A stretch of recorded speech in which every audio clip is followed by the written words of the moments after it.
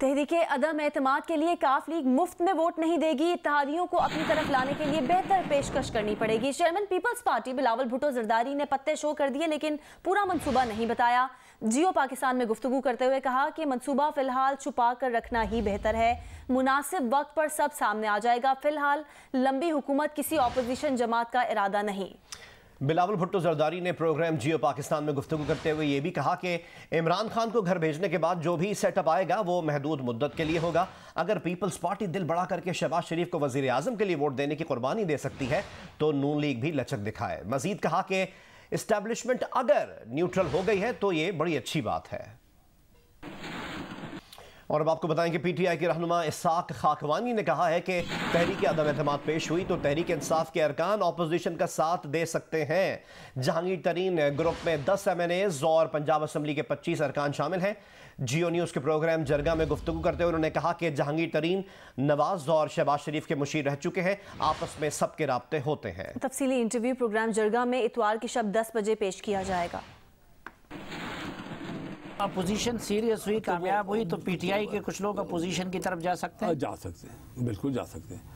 अच्छा, हाँ, और उनकी तरफ से ये कहते हैं कि हमारे पास भी लोग वापस उधर से भी आ सकते हैं अगर उनको वहाँ कोई वादा वही दिया जाए कि जी हम आपको अपने साथ। इनके ऊपर इतबार भी तो नहीं है ना जनाब लोगों का। तो ये बात दुरुस्त है कि जहांगीर तरीन साहब के राब्ते हैं अपोजिशन के साथ? मुझे नहीं मालूम इंसा के, मैं तो किसी से मिला नहीं। उनके साथ शहबाज शरीफ के एडवाइज़र रहे हैं एग्रीकल्चर के, नवाज शरीफ साहब के रहे हैं, तो क्यों नहीं मुलाकात के होगी, कोई बात हो गई होगी, कुछ चीज़ पूछ ली होगी। मगर फैसला उस वक्त होगा जब आपके साथी जो है ना मिलकर फैसला करेंगे कि वो क्या करना है। ऑपोजिशन ने तहरीके अदम एतमाद के लिए हुक्मरान जमात के 24 अरकान की हिमायत का दावा किया है। तहरीके अदम एतमाद आदाद व शुमार का गेम है। इसको समझने के लिए साथी एंकर रजा जैदी के पास चलते हैं जो इंटरैक्टिव स्क्रीन पर मौजूद हैं। तहरीक अदम एतमाद से मुतालिक अदाद शुमार पर बात करने के लिए मैं मौजूद हूँ इस वक्त इंटरैक्टिव स्क्रीन के साथ। अपोजिशन ने तहरीक अदम एतमाद के लिए 24 अरकान की हिमायत का दावा किया है। सबसे पहले रुख करेंगे कौमी असम्बली का और देखेंगे नंबर्स गेम वहाँ पर क्या है।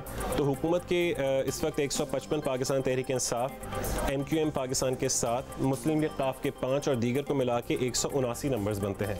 इसी तरह नज़र दौड़ाएं अपोजिशन की जानिब तो मुस्लिम लीग नून के 84, पाकिस्तान पीपल्स पार्टी के 56, मुत्तहिदा मजलिस अमल के 15 और दीगर को मिला के इस वक्त टोटल नंबर्स 162 बनते हैं। अब बात करते हैं हुकूमती बरतरी की, तो इस वक्त हुकूमत को 17 वोटों की बरतरी हासिल है, जिसमें ये उनके 3 इत्तेहादी शामिल हैं, मुस्लिम लीग काफ, MQM पाकिस्तान, BAP 5। इस वक्त टोटल 17 वोटों की जो बरतरी हुकूमत को हासिल है, इन्हीं 3 इत्तेहादियों के साथ अपोजिशन ये दावा करी कि उनकी बातचीत आखिरी मराहिल में दाखिल है और वो ये कहते हैं कि ये 17 वोट भी वो हासिल करना चाहते हैं। लेकिन इसके अलावा जो सबसे बड़ा दावा इस वक्त अपोजिशन कर रही है वो है कि उनके साथ 24 अरकान की हिमायत उनको हासिल है।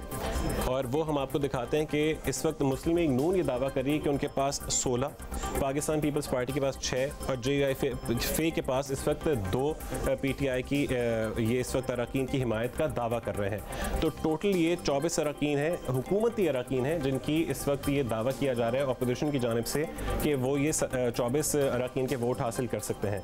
अब यहाँ पर यह बात भी ज़रूरी है कि अगर ये 24 अरकान हुकूमत के अपोजिशन को वोट डालते हैं तो पार्टी वफादारी तब्दील करने पर इनकी ये ना अहल हो सकते हैं सिर्फ चंद दिन के अंदर अंदर।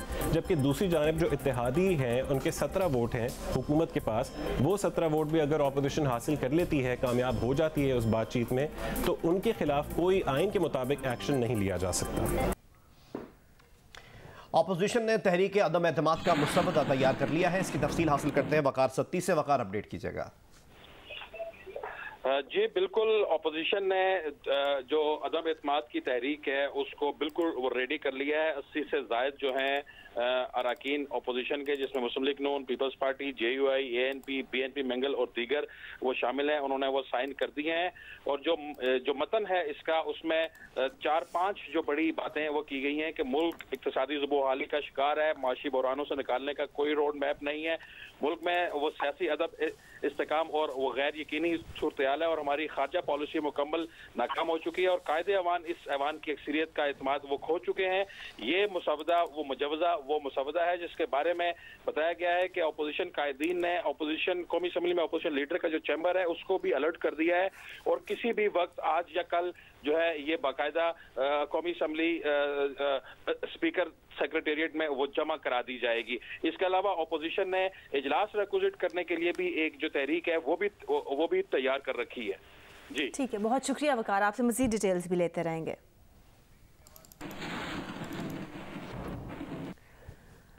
वज़ीर-ए-आज़म इमरान खान के खिलाफ तहरीक अदम एतमाद के लिए नवाज शरीफ ने आसिफ जरदारी, मौलाना फजलुर रहमान, शहबाज शरीफ को अदम एतमाद का ग्रीन सिग्नल दे दिया है। नुमाइंदा जियो न्यूज़ आज़म मलिक हमारे साथ मौजूद है। आज़म, अब जब नवाज शरीफ ने भी ग्रीन सिग्नल दे दिया है तो कुछ मजीद फाइनलाइज हुई हैं चीज़ें? जी बिल्कुल, आपने बिल्कुल ठीक कहा। नवाज शरीफ ने आसिफ मौलाना फजलुर रहमान और शहबाज शरीफ को अदम एतमाद पेश करने का ग्रीन सिग्नल दिया है और ये ग्रीन सिग्नल उस वक्त सामने आया है जब तहरीक अदम एतमाद के हवाले से अपोजिशन के इन 3 बड़ों में फौरी इंतखाबात करवाने पर इत्तेफाक की राय पैदा हुआ है। राय के मुताबिक पीडीएम ने पीपल्स पार्टी को फौरी इंतखाबात पर कायल किया था। पीपल्स पार्टी फौरी इंतखाबात नहीं चाहती थी और वो इत्तेहादी एमक्यूएम और पाकिस्तान मुस्लिम लीग काफ के साथ कहती थी कि आईनी मुद्दत पूरी की जाए। ताहम पीडीएम के हवाले से अपोजिशन जमातों में जो डेडलॉक सुस्त रवि का शिकार था, डेडलॉक आ गया था, वो डेडलॉक खत्म हो चुका है। अब राजी किया गया है पीडीएम की तरफ से पीपल्स पार्टी को और ये राजीनामा इस वक्त सामने आया है कि फौरी इंतखाबात करवाए जाएंगे। जैसे तहरीक अदम एतमाद कामयाब होती है तो उसके फौरी बाद इंतखाबात करवाए जाएंगे। इस हवाले से नवाज शरीफ ने पार्टी को ग्रीन सिग्नल दिया और किसी वक्त भी अदम एतमाद की तहरीक जमा हो सकती है। जी शुक्रिया आजम, हमें आगाह करने के लिए। आपको बताएं कि जियो न्यूज़ यूक्रेन की ताज़ा सूरत हाल से नाजरीन को लम्हा बलम्हा आगाह कर रहा है। दारुल हुकूमत कीव की फ्रंट लाइन पर इस वक्त मुकम्मल खामोशी है। गुज़िश्ता शब किसी रॉकेट या धमाके की आवाज़ सुनी नहीं गई। आज भी बाजार मुकम्मल बंद है। मनफी दर्जा हरारत ने सूरत हाल को और भी बदतर बना दिया है। कीव की ताज़ा तरीन सूरत हाल क्या है, ये आगाह करेंगे जियो न्यूज़ के नुमाइंदे खालिद हमीद फारूकी। यहाँ कीव में ये अलस सुबह का वक्त है। अमूमी तौर पर इन शाहराहों पर बहुत ज़्यादा रश होता है, लेकिन इस वक्त मुकम्मल खामोशी है और फ़ौज के दस्ते मुख्तलिफ कॉर्नर्स पे खड़े हुए हैं। रात में भी कोई शेलिंग की आवाज़ यहाँ नहीं सुनाई दी। यहाँ के अखबारात लिख रहे हैं कि इस वक्त जो फ्रंट लाइन की सूरत हाल है कीव के अतराफ़ में 30 किलोमीटर के फासले पर रशियन फ़ौजों ने एक तरह से फ्रीज़ किया हुआ है। कोई किसी किस्म की मूवमेंट नहीं है, कोई ऑफेंसिव के फिल वक्त आसार नज़र नहीं आ रहे। अलबत्ता मशरिक़ में मारियापोल का जो बंदरगाह है वहाँ पर शदीद लड़ाई जारी है और रूसी फ़ौजें उस इलाके को मुकम्मल तौर पर उस पर कब्ज़े की कोशिश कर रही हैं और मशरिक़ का जो इंतहाई शहर है खरखीफ, वहाँ पर शदीद लड़ाई हुई है और बहुत तबाही हुई है शहर के अंदर। लेकिन ऐसा लगता है कि इस वक्त रूसी अफवाज और रूस का फ़ैसला है कि कीव पर मास ना किया जाए और कीव को अटैक ना किया जाए और इस बॉर्डर को फ्रीज़ रख कर दुनिया को ये पैगाम दिया जाए कि वो बातचीत के लिए रूस तैयार है। और ये भी ख़बरें हैं कि यहाँ से जो इनकी टीम है यूक्रेन की, वो भी कोशिश कर रही है कि मुज़ाकरात जो है वो वज़ारत ख़ारजा लेवल पर इस्टेब्लिश हो सकें। Khalid Hamid Farooqui, Geo news, city of Kyiv, Ukraine.